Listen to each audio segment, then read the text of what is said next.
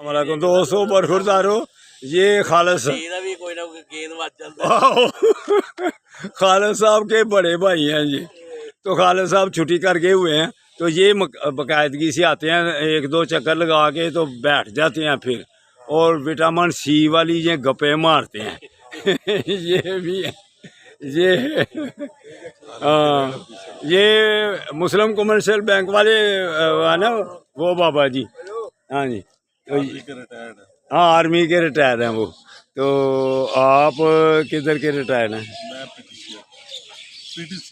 PTCL telephone के महकमे से। जिंदाबाद। सेहत आपकी ठीक है माशाल्लाह, लेकिन थोड़ा से चक्कर चुक्कर लगा के तो वर्जिश थोड़ी लगाएं, फिर इंशाअल्लाह ताला बुढ़ापे का नाम पीछे छोड़ दें। चलता फिरता रहे ना आदमी, तो चलता फिरता रहे तो ठीक रहता है। हाँ जी, ये माशाल्लाह आर्मी के रिटायर हैं, तो ये फिट भी हैं। तो हाँ जी अल्हम्दुलिल्लाह।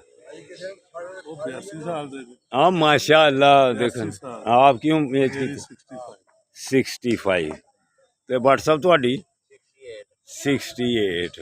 हाँ ਤੁਹਾਡੇ ਨਾਲ ਤੇ WhatsApp ਵੱਡੇ। हाँ हाँ तो 200 बरखुरदारो।